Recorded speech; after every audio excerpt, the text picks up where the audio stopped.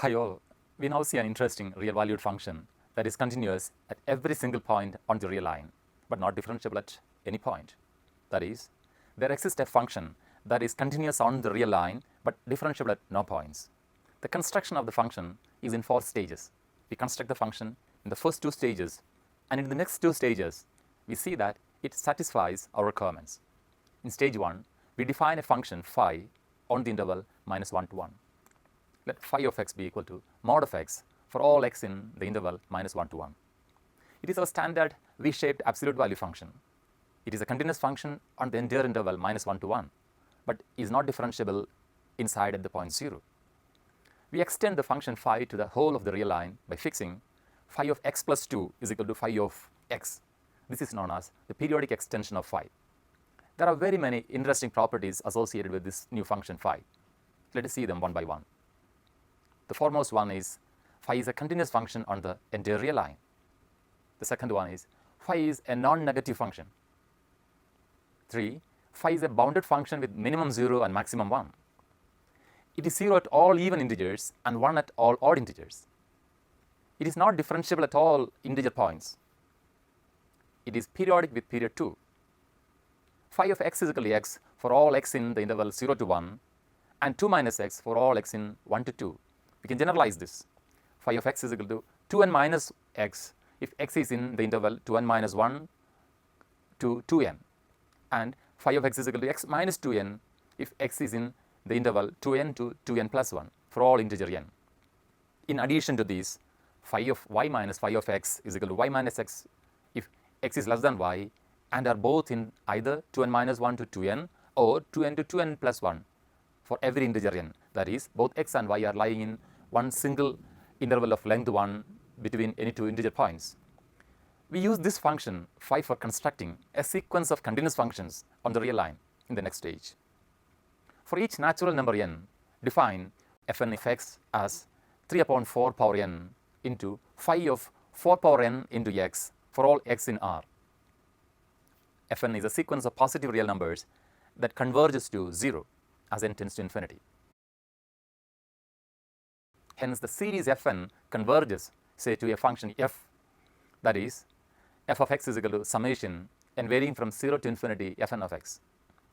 As f is a sum of continuous functions and the convergence is uniform, we can see that f is also continuous. It is continuous everywhere on R. We now analyze the differentiability of f.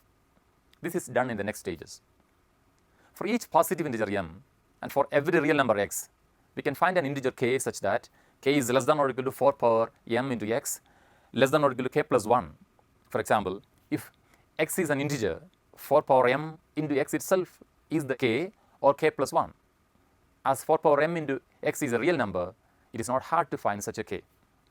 Having found such a k, we divide the above inequality by 4 power m. Hence, we now put alpha sub m as k by 4 power m and beta sub m as k plus 1 by 4 power m. We get two different sequences. Beta sub m minus alpha sub m is 1 upon 4 power m.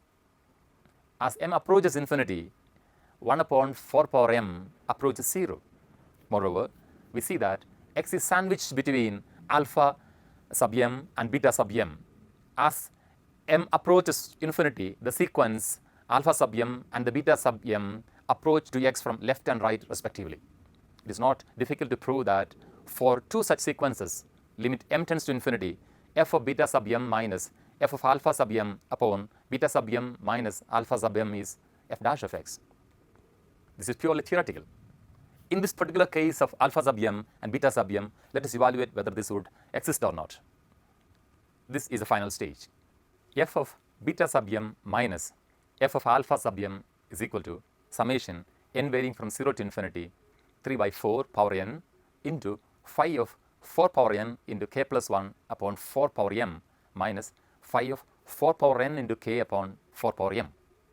Let us evaluate phi of 4 power n into k plus 1 upon 4 power m minus phi of 4 power n into k upon 4 power m.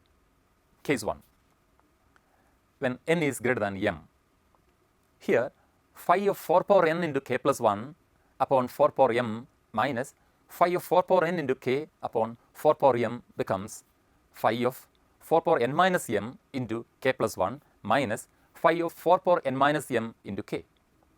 That is phi of an even integer minus phi of another even integer. But when we see the properties of phi, we had seen that phi of an even integer is always 0. Therefore, both are 0 and hence all terms in the sum from m plus 1 vanish. Case 2, when n is less than m. Here, phi of 4 power n into k plus 1 upon 4 power m minus phi of 4 power n into k upon 4 power m becomes phi of 4 power n minus m into k plus 1 minus phi of 4 power n minus m into k. But both these terms, 4 power n minus m into k plus 1 and 4 power n minus m into k, lie between two consecutive integers. Hence, as we observed earlier, it becomes just 4 power n minus m into k plus 1 minus 4 power n minus m into k, that is 4 power n minus m. We go to case 3, when n is equal to m. Here, phi of 4 power n into k plus 1 upon 4 power m minus phi of 4 power n into k upon 4 power m becomes just phi of k plus 1 minus phi of k. It is 1, and just we write it as 4 power n minus m, as n minus m is 0. Hence, f of beta sub m minus f of alpha sub m reduces to just summation n varying from 0 to m 3 by 4 power n into 4 power n minus m.